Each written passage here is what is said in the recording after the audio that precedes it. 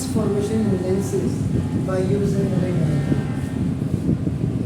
वैसे तो जब हमने various image formation by convex lens और कनकेव में किया था तो वहाँ पे आपको हल्का सा एक कर्टेन रेजर जरूर बताया होगा, लेकिन अभी डिटेल्स में जा रहा हूँ. In order to draw the image formation by any lens, यहाँ पे any lens का मतलब हो गया either convex or concave. ये आपका होगा, आपका ना देखो, this is the only two rays are required.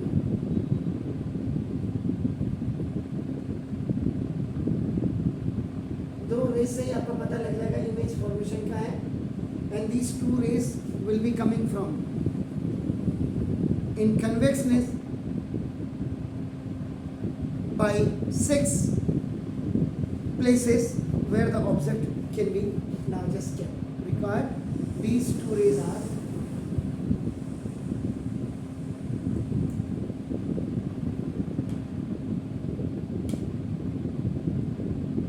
ये दो रेज कौन सी होती है आपका नाम. सबसे पहले देखिए ना आप, अगर बात करते कन्वेक्स लेंस,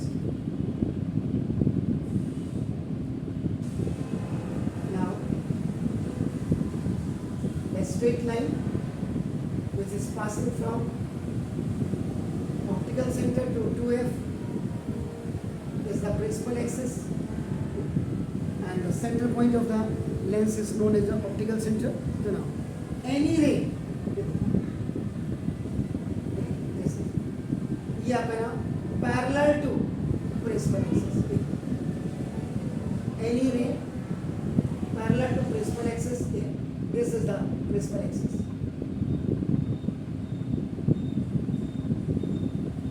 ये तो हो गया. This is convex lens और इसी में आपका नाम पहले बना देता हूँ.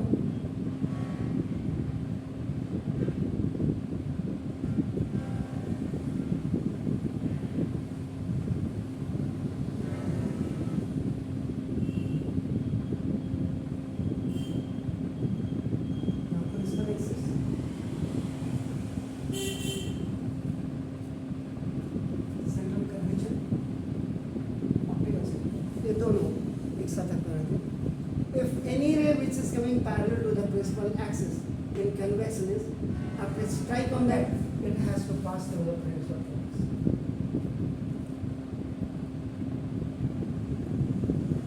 ये आपका principal focus से होकर के चली जाएगी. और अगर if you take this one,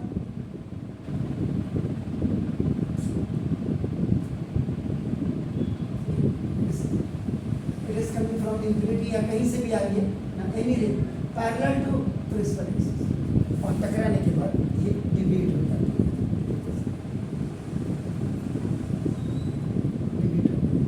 तो ना when it seems to be, जब आप इसको बैक में लेंगे ऐसे लगेगा कि it is coming towards to the focus of the analysis. तो ना इसका मतलब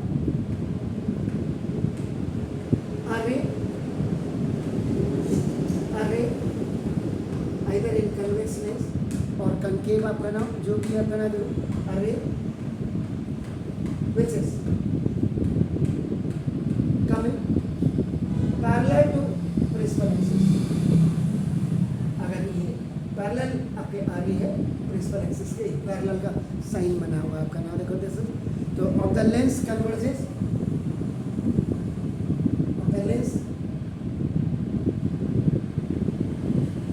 converges, ये कन्वर्ज हो जाती है आफ्टर रिफ्रैक्शन.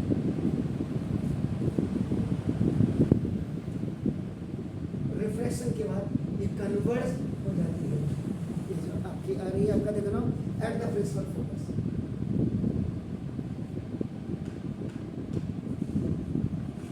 सामने आपको फोकस फिगर 1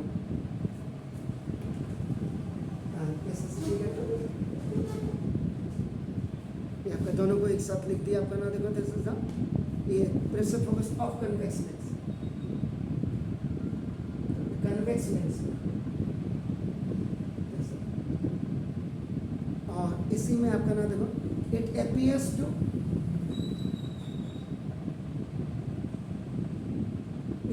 ये जो डिविएट होगी यहाँ आ रही है देखो, इट अपीयर्स टू बी आपका ना देखो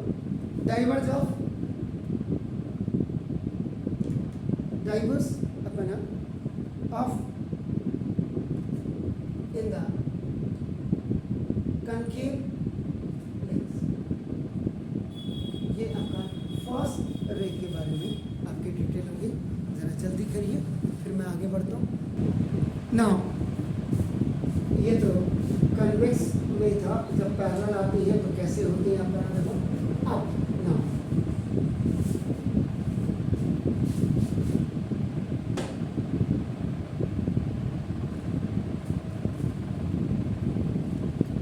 any ray which is coming through the optical center, optical centre से कोई आ रही है तो ये देखो without deviation straight go on its path, सीधा उसी पाथ पे चली जाती है। either that is the convex or concave, in both the दोनों without deviation then आपका यहाँ से चली जाती है। तो ray coming towards to the optical center without deviation, it goes directly on its path, अपने सीधे रास्ते पर आगे निकल जाती है। ये आपका हो गया a ray towards the optical center falls on the lens symmetrically and after refraction passes through without deviation, आपका undeviated भी आप इसको लिख सकते हैं। भालो do it। फिर थर्ड के लिए जा रहे हैं। नाउ थर्ड केस में देखिएगा बिल्कुल इसका just the reverse of this one, आप इसको ये कह सकते हैं ये reverse of first rule case, third वाले को ये आपका नाम होगा दिस इज तो आपका नाम array passing through the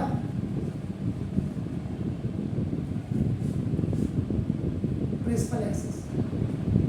अगर कोई रे प्रिंसिपल एक्सेस से पास करे, जैसे ये आप देखिए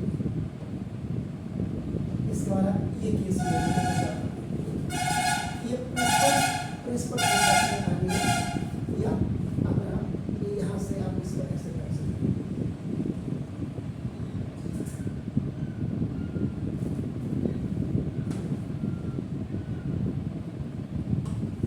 अगर ये प्रिंसिपल फोकस से आ रही है तो स्ट्राइक करने के बाद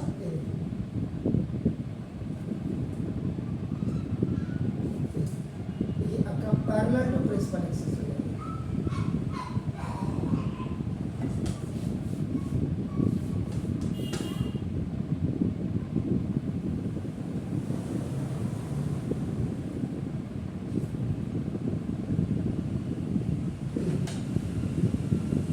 पैरेलल टू प्रिंसिपल एक्सिस हो जाएगा। इस वाले को आप यहाँ से नहीं दिखाएंगे, इस वाले को आप यहाँ से दिखाएंगे।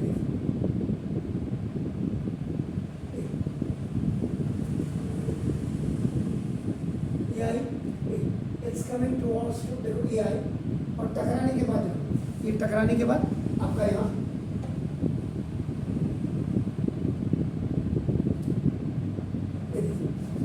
ये ऐसे पैरेलल टू प्रिंसिपल एक्सिस चले गए, लेकिन जब आप अब इसको वापस बैक लाते हैं तो ए या ऐसे ए, ये देखिए ऐसे है आपका क्लियर। तो ना ray passing through the principal focus, अगर कोई रे आपका प्रिंसिपल फोकस से पास हो रही है तो become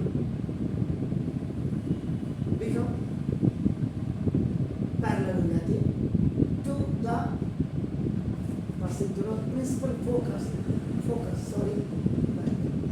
become parallel to the principal axis। तो ये principal axis से आपका नाम parallel हो जाती है। तो ये आपका नाम 3 लॉज है इसमें, तो 3 लॉज को आप बिल्कुल लर्न कर लीजिए, समझ लीजिए, लर्न नहीं।